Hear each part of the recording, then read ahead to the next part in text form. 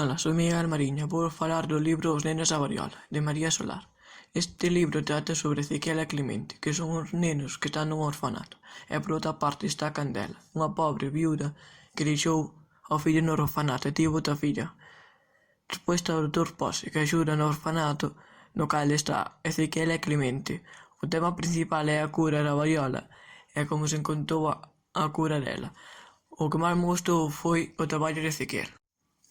María del Carmen Solaz Núñez María Solar naceu en Santiago de Compostela o 25 de decembro de 1970. É unha periodista, presentadora e escritora.